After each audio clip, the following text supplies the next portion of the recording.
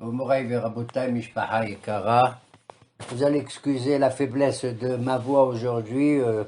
Comme vous tous d'ailleurs, le jeûne de Yom Kippour, a son influence malgré tout sur notre état physique, quand bien même nos péchés, en tout cas la plupart d'entre eux, ont été pardonnés, je l'espère. Et nous sommes tous inscrits, Be'ezrat Hashem, dans le livre des gens moyens. Amen. Je ne prétends pas que nous soyons des tzadikim.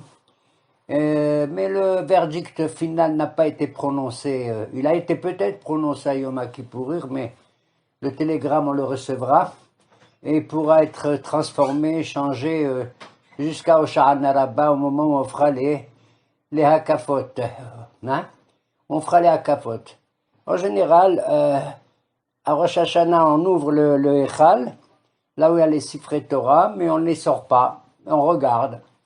Après à Kippour, on sort tous les Sifrei Torah qu'on a, on fait le Kol Nidre, on les pose tous sur la Teva, mais c'est tout. Mais pendant la fête de Sukkot, on ouvre le Echal, on sort les Sefer Torah et on danse autour, c'est la danse, hein? Et à Simchat Torah, c'est pas seulement qu'on danse, on les prend avec nous. La Torah nous appartient. Apparemment, cette fête de Sukkot est marquée par la simha, par la joie. Pour chaque fête, à Pessah, il y a écrit une seule fois tu seras content. À Shavuot, il y a écrit une seule fois tu seras content. Mais à Sukkot, tu sais combien de fois il y a écrit? Combien? 3 fois. Donc, on va essayer de comprendre que ça veut dire pourquoi 3 fois. D'accord? Et surtout qu'une des 3 fois, il y a écrit Vaïta Ach Sameach. Tu ne dois être ce jour-là que content. C'est-à-dire aucune tristesse, rien du tout, rien du tout, rien du tout. Ach, c'est Aleph Chaf, ça fait combien en valeur numérique? 21. C'est-à-dire que depuis le premier jour de Tishri, Rosh Hashanah, jusqu'au 21e jour de Tishri, qui est Simchat Torah, tu dois être content. Il y a 21 jours. Et ainsi, tu vas effacer les 21 jours de tristesse qu'on a eu entre le 17 Tammuz et le Tisha B'Av. Il y avait 21 là-bas aussi. Alors tout le monde, il doit être content, tout le monde, il doit danser. Et bien moi, je vous dis, je ne suis pas très content. Pourquoi? Philosophiquement, parce que je suis un philosophe. Pourquoi je ne suis pas content? Pourquoi? Parce que, prends la Gemara de Souka, d'accord? Et tu dis, vous allez faire une Souka, etc., etc. Et il ne faut pas qu'elle soit plus haute que Esrim Ama.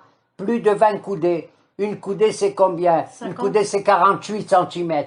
Donc, il ne faut pas qu'elle soit plus haute, le toit de la Souka, que 9 mètres 60. On va dire 10 mètres en gros. Rabbi Yehuda, si tu sais, c'est un mahmir celui-là. Rabbi Yehuda Baraïla, Misken, était très pauvre, mais un grand Talmid Chacham. Il dit, ouais, elle peut être plus haute, elle peut être plus haute. Alors, après, la Gemara discute. Qu'est-ce que c'est cette histoire que le plafond, c'est la seule chose qui compte? Tu sais que quand on fabrique une souka, les murs, tu peux les faire avec n'importe quelle matière. Ils peuvent être en fer, ils peuvent être en bois. Tu sais qu'on peut faire les murs avec des animaux? Oui. Tu prends un éléphant, tu le mets comme ça, et tu fais sur lui le toit, tu mets le sraf au-dessus. Même un être humain, il peut constituer un mur et tout. Donc on voit que ce qui compte dans la demeure provisoire de la souka, c'est le toit et non pas les murs. D'ailleurs, quand tu écris le mot souka, Samer Kafé, hein, tu peux faire 4 murs. Waouh, c'est une grande, j'aime bien souka. Elle a 4 murs comme la lettre Samer qui est fermée de tous les côtés. Le Kaf, c'est la lettre Kaf comme ça, mais elle n'est pas fermée de tous les côtés. Elle a 3 murs pour ainsi dire. Ok? Ouais. Et si tu fais une souka moins importante, comme la lettre E, Samer Kafé, tu as 2 murs, un comme ça, qui font la pina, le coin, et puis le petit morceau là qui fait le E, d'accord? Le 3e mur, peu importe, et même petit, d'accord? C'est-à-dire qu'on va se contenter, pour ainsi dire, du plus petit, des choses vraiment les plus... Mais ce qui compte, c'est le plafond. C'est là le srach. D'ailleurs, le mot souka vient du mot srach, le plafond. De là, j'apprends que je suis dans ma maison habituelle. Ce qui compte pour moi, c'est les murs. Oui. Mais il y a une chose que je n'ai pas compris. je suis enfermé. Moi, j'ai jamais regardé le plafond dans ma maison. D'ailleurs, vous non plus. On regarde les murs, d'accord? C'est ce qui constitue notre protection.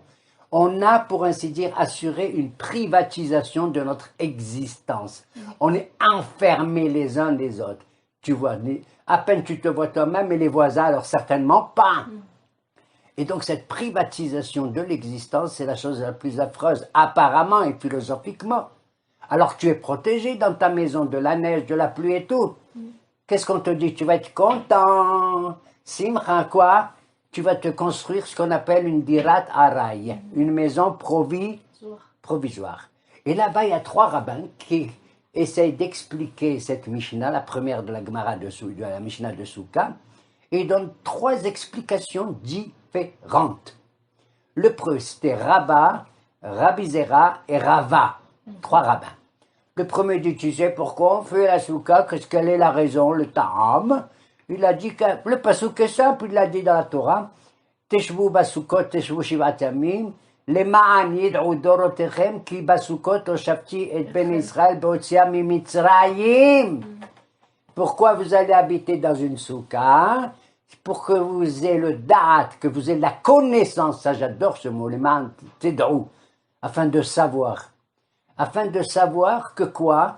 Que j'ai libéré vos ancêtres de l'Égypte, que je les ai fait sortir, c'est la sortie d'Égypte. Ça, c'est la première explication. Ça veut dire que je plonge mon esprit vers quoi? Vers le passé de mon histoire, les sorties d'Égypte. Et c'est ça la Soukhot.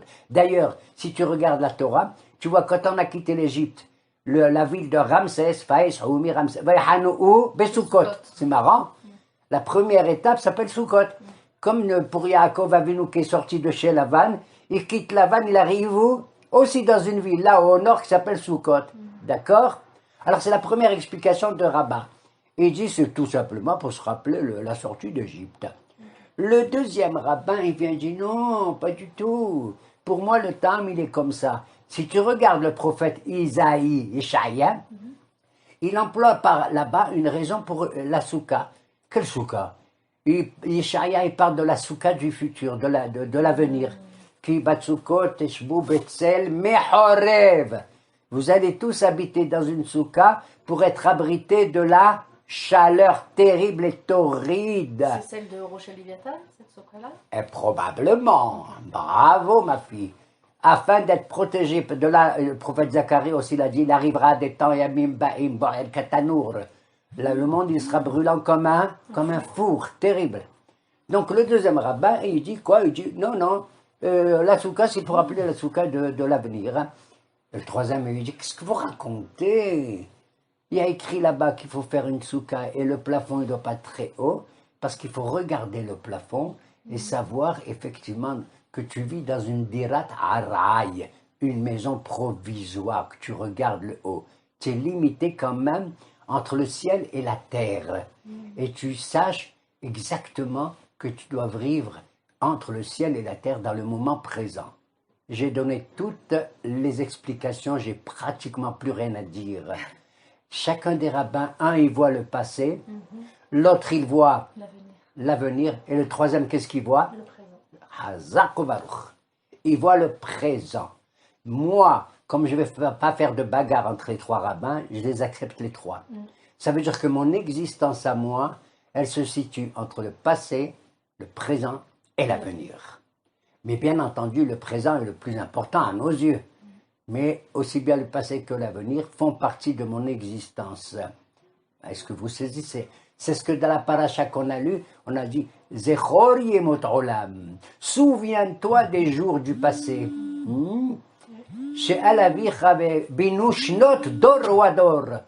Et puis tu dois essayer d'étudier, de comprendre les années de chaque génération et génération. C'est marrant parce que le mot dor en hébreu, génération, ça ressemble au mot dira. Ça veut dire que ma demeure, elle est limitée dans la génération où je vis.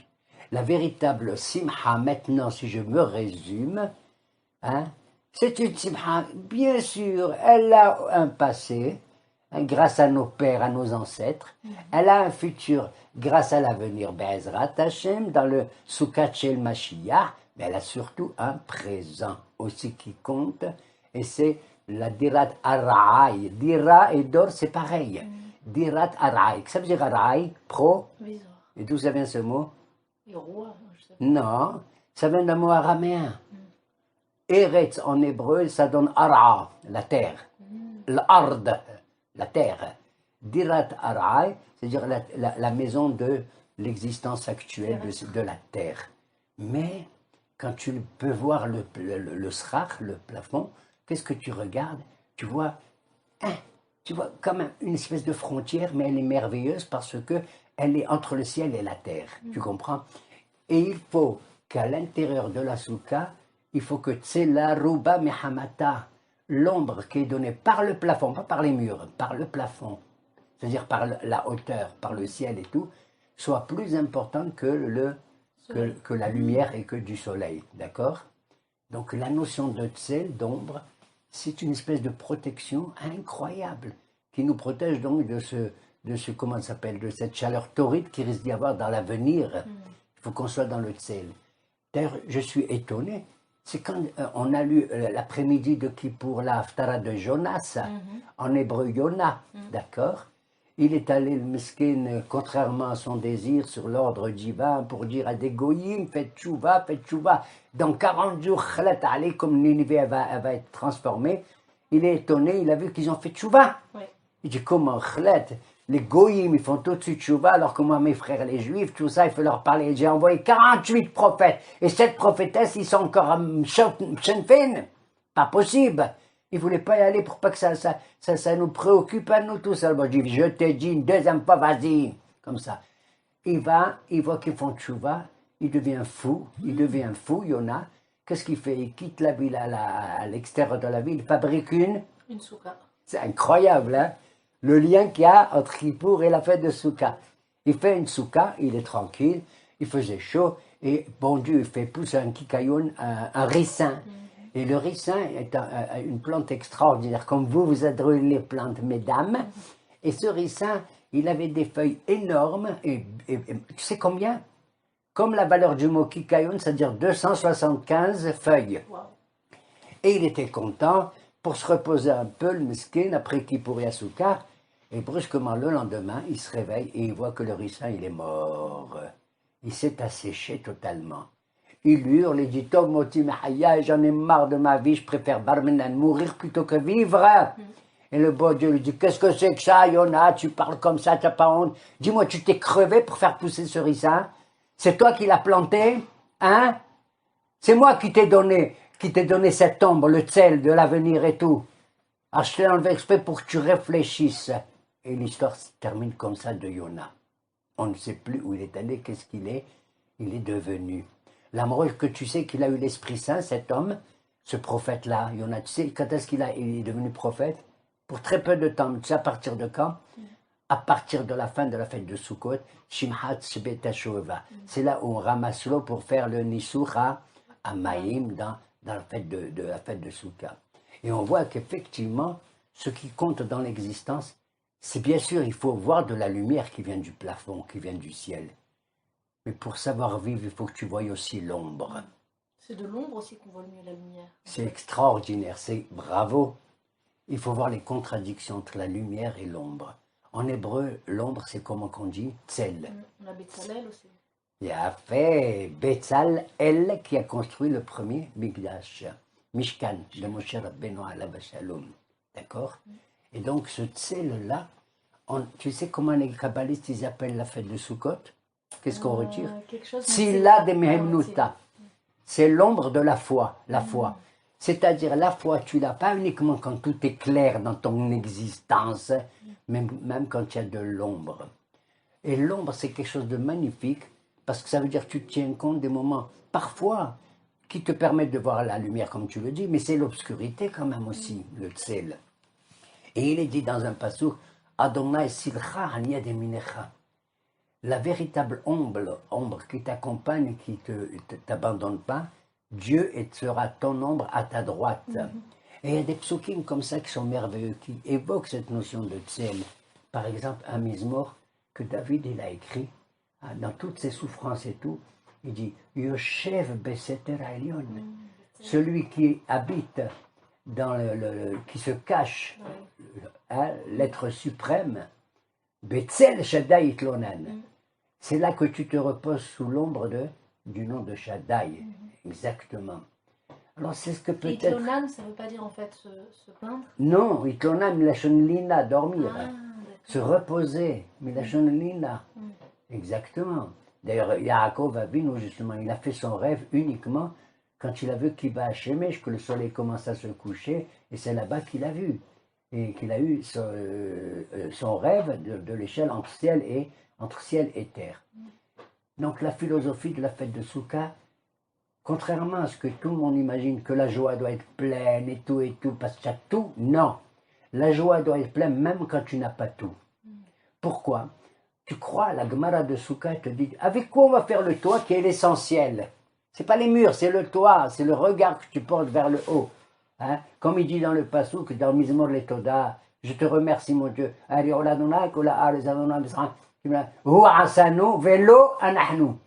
C'est lui qui nous a fait, c'est le bon Dieu qui m'a créé. Vélo et pas nous, lo anahnu, pas nous. Il y a des gens, les existentialistes, ils disent qu'on s'est créé nous-mêmes, on s'est fait nous-mêmes, il n'y a pas besoin. T'as compris? Et là-bas, le mot lo, il s'écrit la Medalef. C'est pas nous qu'on s'est créé, c'est le bon Dieu. Mais le ktiv, le ktiv est autre chose. Le mot lamed alef, en bas, il est écrit lamed vav. Si je sais que c'est Dieu qui nous a fait, alors lo anahnu, nous sommes pour lui. Tu as compris? C'est-à-dire qu'il y a un jeu de mots entre le néant et le ex nihilo et le réel, le ish et le ayin. Tu comprends? Et si tu additionnes ces deux mots, lo, lamed alef, et lo, lamed vav, ça donne quel mot? Elul. C'est extraordinaire. Entre Lolo et Lolo. Donc tous les Marocains, Ben Lolo, c'est des types vachement bien, crois-moi. Chaïch Ali, comme il y a Monsieur Ben Lolo. D'accord? Alors on voit effectivement que la simha, la vraie simha, c'est celle qui se contente de ce qu'elle a. Tu as compris? Elle a la lumière, mais un peu, mais elle a de l'ombre aussi.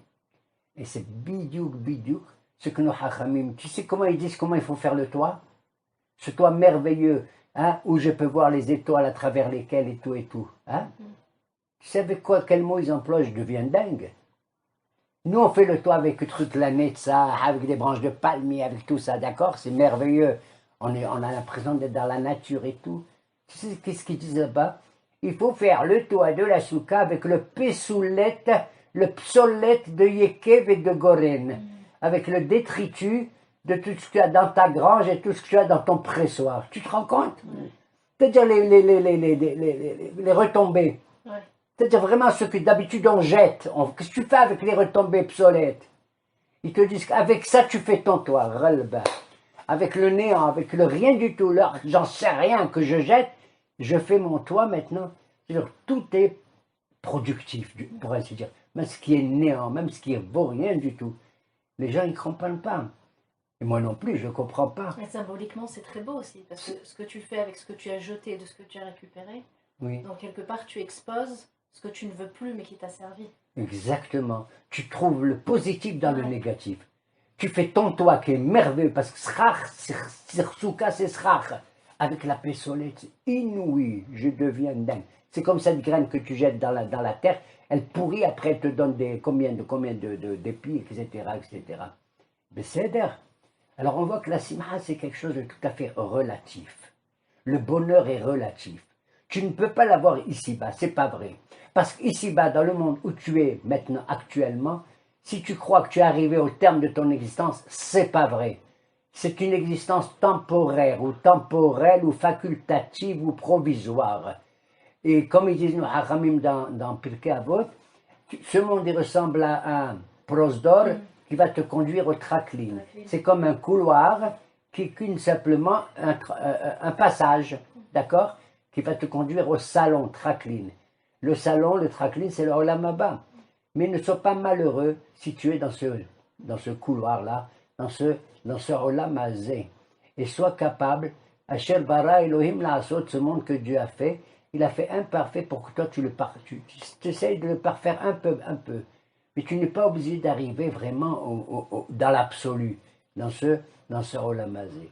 Et j'ai trouvé ça merveilleux, de savoir que quelle que soit l'existence, quels que soient les problèmes que nous avons, ils te disent que la vie, les gens te disent, qu'est-ce que c'est que la vie? La vie, c'est quand j'ai rien, j'ai rien à souffrir. Quand j'ai tout mon bonheur, c'est ça. Pas du tout. Tu sais comment je décris la vie, moi? Dans un Ma'amar no Chachamim, et dans une phrase. Vechol ha'hayim, toute la vie. Vechol ha'hayim yodu chasela, toutes les vies. Et ils te disent, hayim, c'est het, yud, yud même. C'est quoi het, yud, yud même? Tu considères que ta vie, c'est la vie malgré tout, tous les problèmes. Het, c'est habouche, même quelqu'un qui est prisonnier, enfermé quelque part dans son existence, enfermé. Yud, c'est Isurin, les souffrances, les maladies, tout ça. Le deuxième Yud de Hayim, c'est Yam, la mer. Et le quatrième, c'est Mem, c'est quoi? Midbar. C'est-à-dire tous les transports de ton existence. Het, Yud, Yud, Mem. Habouch, Isurin, Yam et Midbar. Voilà pourquoi on fait le Gomel, quand même en voyage, qu'on traverse une mer, ou on traverse un désert, où on se redresse après une maladie qui a duré au moins 3 jours, etc. Ou quelqu'un qui est sorti d'une incarcération et tout. On fait le Gomel, on remercie le bon Dieu quand on est sorti, mais on a accepté la chose. C'est ça la définition. C'est incroyable. C'est dur à dire peut-être que le Hayim, c'est ça. C'est Het, Yud, Yud même. Même si on traverse beaucoup. Et tout le monde, il n'y a pas une seule famille que je ne connais pas qui n'a pas des problèmes. À partir de son passé, de son présent ou de son avenir. Yoshev Beseter Elyon, Betzel Shaddai Itlonen. Cette ombre-là, extraordinaire, comme tu l'as dit, c'est celle qui me permet de voir un peu plus tard la lumière. Voilà pourquoi cette fête de Sukkot, elle s'appelle, toutes nos fêtes sont reliées à la nature, même à la terre. Par exemple, Pessah, c'est le Haga, c'est le Haga à Tvoa, c'est la fête de la récolte. Shavuot, c'est Haga Ilanot. Haga Ilanot, oui, les bikurim et tout, les fruits. Et Sukkot, c'est Hag, ce que j'allais dire, Asif. C'est là où tu engranges tout ce que tu as. Et là, tu es riche. T'entends? Ta grange, elle est pleine, pleine, pleine à craquer. Et donc, si tu es riche comme ça et tout, tu risques de devenir orgueilleux. Tu risques de sentir ton indépendance totale par rapport à tout. Même par rapport au bon Dieu, pour ainsi dire. Et c'est pendant le Hag à Sib qu'on te demande de sortir de ta maison. Ta maison que tu considérais comme une demeure définitive, assurance totale, elle te dit non, tu sors de cette maison-là, parce que ta vraie demeure, c'est la demeure provisoire, d'Irataraï, c'est la souka. Ah bon? Oui. C'est rigolo, parce que ta souka, pendant 7 jours, elle devient ta demeure finale, totale, et ta maison fixe, elle devient une maison provisoire. Tu l'abandonnes. Et en sortant, tu sors de ta vie privée, de ta privatisation, de ton enfermement réel, philosophiquement et existentiellement parlant. Et quand tu sors, c'est là que tu entends tous les voisins chanter comme toi. Tu vois? Et con cet accent-là. Ok? Donc tu entres dans le monde réel, dans le monde social, dans le monde de toute l'humanité. Tu sais qu'à Sukkot, pendant toutes les fêtes, on offre des corbanotes, on mange et on est content et tout. À Sukkot, tu sais qui c'est qui risque de venir vers nous dans le Beth Amikdash? Les 70 nations. Tu sais qu'à Sukkot, on fait des corbanotes pendant toutes les fêtes, mais à Sukkot, non seulement on fait les corbanotes de nous, mais en plus on va faire 70 corbanotes en plus pendant les 7 jours. 13, 12, 11, 10, 9, 8, 7. D'accord? Par rapport à qui? Par rapport aux 70 nations. Et le prophète, il a dit, Sukkot, toutes les familles de la terre viendront, et même les familles de qui? D'Égypte, d'où je suis sorti. Incroyable mais vrai, incroyable mais vrai. Que la Soukha, justement, permet d'ouvrir nos frontières et d'accueillir. Voilà pourquoi, si tout tombe, tout s'écroule et tout, comme on le voit, hélas, il y a des bâtiments qui s'écroulent et tout, On dit une chose absolument bizarre dans les Arahaman du Birkat Amazon pendant Souka. Qu'est-ce qu'on dit? Toutes les Arahaman ou Arahaman Ibarak, Arahaman ou Yaqim et Souka de David. Mon Dieu, toi miséricordieux, tu vas redresser la Souka de qui? De David. David, Anophelet, qui tombe. Qui est en train même. Qui est en train de tomber, qui est tombé plusieurs fois. C'est le Beth Amikdash, une fois, deux fois, etc. Avec tout ce qu'on a souffert. Alors comment elle est Nophelet? Tu sais pourquoi? Une Souka qui tombe, quand elle est soi-disant provisoire, elle se remonte plus facilement qu'une maison réelle avec des murs durs et tout, que c'est pas facile de la reconstruire. Parce qu'une maison qui dure comme ça, solide, quand tu la reconstruis, c'est plus le même binyan. Pas du tout. Il faut reprendre il faut réacheter des pierres, il faut réacheter du ciment et tout et tout. Tandis que la souka qui tombe, tu reprends les murs, tu les remets, tu reprends ton srach et tu le remets. Oui, elle est plus modulaire. Avec les détritus, comme le psolète de Goren et de Yekev, tu reconstruis ta demeure. Avec les détritus, tu reconstruis ta vie. Tu sors de tes détritus grâce aux détritus. Et c'est ça que je veux enseigner, ou comprendre. Quand je dis enseigner, comprendre moi-même, je m'enseigne à moi-même. Bémé, je m'enseigne à moi-même. Voilà pourquoi il y a une chose que j'admire, au moins une seule, pas plus, les Ashkenazim. Ne rigolez pas, les Shkan. Tu sais pourquoi je les admire? Parce que, tu sais ce qu'ils lisent à Sukkot? Oui, Tu sais que chaque fête, nous, les Sfaradim, à Pessah, on les Shir, Asherim, et tous les vendredis aussi. Asher, Lishlomo, c'est l'amour, c'est tout ça, le Pessah et tout. D'accord? À Shavuot, on les met Gilatrout. Et à Sukkot, ils lisent eux, et moi, je les admire, et je le fais aussi. Et on étudiera un jour, si Dieu veut, le livre de Kohelet. Tu sais pourquoi? Hein? Kohelet, ils lisent ça, les Ashkenazim. Et moi aussi. Et beaucoup de communautés sfarades, on a fait ça aussi. Tu sais pourquoi? Parce que c'est la Ramma. C'est ça qui leur vaut les Ashkenazim. Tu lis Kohelet, tu deviens malade. Je te jure, tu deviens malade. Quoi, le roi Salomon, qui était l'homme le plus sage du monde, le plus riche du monde, oui ou non? Oui. Il a dit au bon Dieu, mon Dieu, je te prie, je te prie. Il a dit, qu'est-ce que tu veux? Il a dit, je te demande une chose. Je te demande ni la richesse, ni la gloire, ni la prétention. Donne-moi la chokhmah. Bon Dieu, il a dit, pas vrai, ce mec, c'est incroyable. Tu crois, te rends compte? La chokhmah, tu sais, l'Aziz, mon fils, je vais te donner la sagesse, plein de sagesse. Tu es le hacham mikol adam. Et je te donne en plus et la richesse et le kabot, et tu seras le roi, un roi important. Que toutes les nations du monde vont te rendre visite, même la reine de Saba. Saba ou Sababa? Ça va. Sababa. Et il lui a donné tout. Il a écrit Shir Hashirim quand il était jeune, il avait l'amour, le cœur et tout. Hein? Doda et Dodi et Dodo, hein? Surtout, et Dodo. Il avait des orchestres, il avait tout ce que tu veux dans son palais. Quand on veut bénir quelqu'un, on dit Inch'Allah que ta shulchan il soit plein de bouffe comme le shulchano chez le Shlomo HaMelech, Besha'ato, quand il était roi. D'accord? Et voilà. Et pour Sukkot, on dit qu'il a écrit, quand il est devenu un peu plus adulte, un peu plus intelligent, yani, il a écrit Michelet, les proverbes.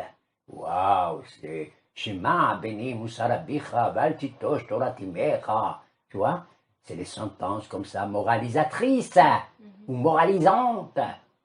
Et quand il est devenu vieux, qu'est-ce qu'il a écrit? Kohelet. Et comment il s'appelle? Il s'appelle même plus Shlomo, il s'appelle Kohelet.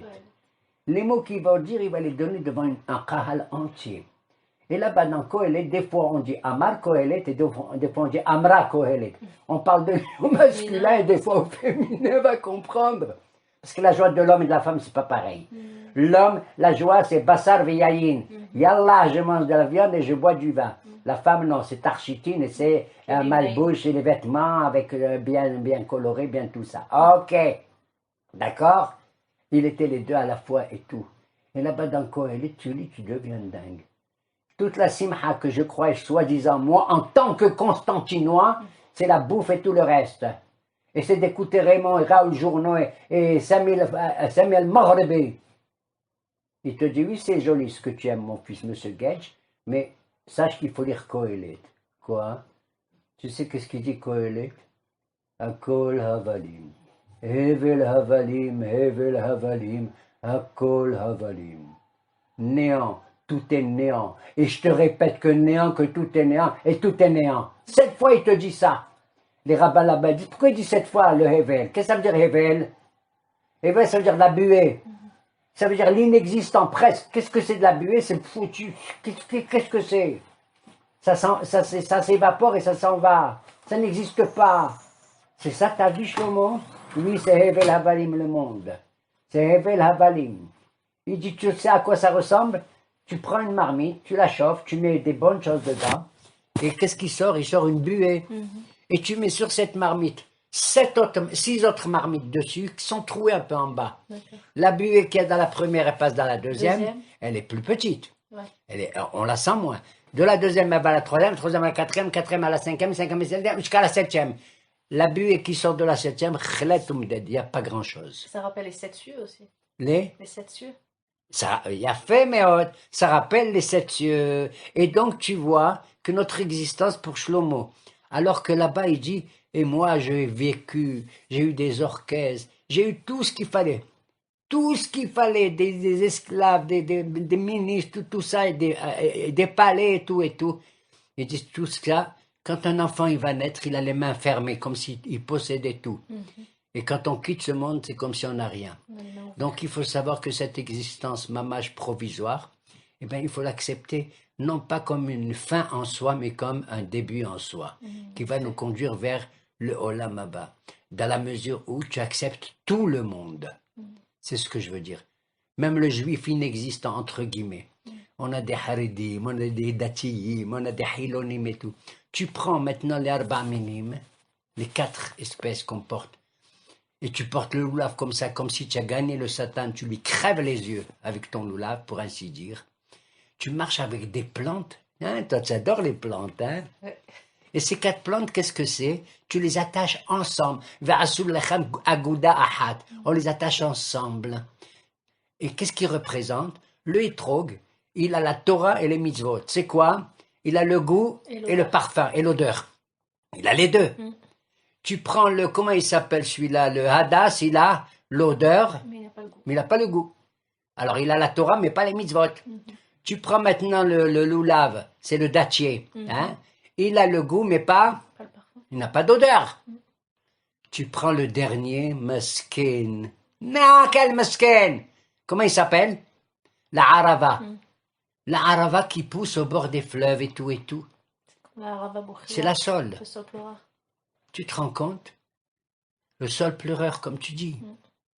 Qu'est-ce qu'il a, lui? Shay, rien. Du tout. Ni le ta'am, ni le reyah, ni le goût, ni l'odeur. Quoi? Et moi, je vais l'attacher avec les 3 autres qui sont des gens super? Oui, monsieur. Et on les attache en bas. Tu sais que même les Marocains, que Dieu les bénisse, qu'est-ce qu'ils font? Ils te mettent un fil en or autour du loulav et tout et tout. Tu te rends compte? C'est merveilleux ce qu'ils font, bémet. Et les autres, ils te mettent en bas les ashkenazim, je ne sais pas comment ça s'appelle. D'accord? Ok? Et donc tu mets la harava avec toi et tu la gardes. Et je conclus. Et cette fois-ci, quand je dis je conclus, il ne faut pas me critiquer parce qu'à chaque fois on me dit il conclut, continue à parler celui-là. Je conclus. Tu sais, des 4 plantes, laquelle qui va rester le plus pendant la fête? La harava. Oui, madame, Hazak ou Baruch. C'est la harava. Au Beth Amikdash, tu sais ce qu'ils faisaient pendant toute la fête de Sukkot? Tu sais ce qu'ils faisaient? Ils mettaient autour du misbéa de l'autel où on fait les sacrifices des haravot très hautes que d'ailleurs on prenait, tu sais où, dans le village de Motza, en bas, quand tu sors d'Yerushalayim à droite. Oui. Là-bas, il y a des petites rivières et tout, et il y a des haravot très hautes et on les mettait autour du misbéa et elles penchaient leur tête comme ça sur l'autel. Tu te rends compte, des 4 ont choisi la harava? Dis-moi, tu as parlé des 7 cieux, d'accord? Quel est le 7e ciel le plus haut? Il a fait. Les rochim, Yehoshiv, Teilot, les rochim Aravot, Kadoshu Baruch. Je deviens dingue. Le 7e ciel, c'est pas celui qui s'ouvre comme un voile, le premier, où tu vois les étoiles et le soleil et la lune. C'est pas comme chez Hakim où les anges, ils broient la manne qui vont nous donner à manger. C'est pas comme le Ma'on Ashrifa Mima'on Khotshicha, le 4e siècle, où là-bas il y a les chants des malachim qui font les chants pour le Hatan et la Kala. C'est pas le Machon où il y a le givre et tout. Le dernier, c'est Aravot. Et c'est là où il y a le trône de Akadosh Baruch Hu, les Aravot. Tu vois que tous ensemble, quand on est unis à la fête de Sukkot, si déjà j'ai dit on accepte même les goïms qui viennent, on fait des korbanot, à plus forte raison,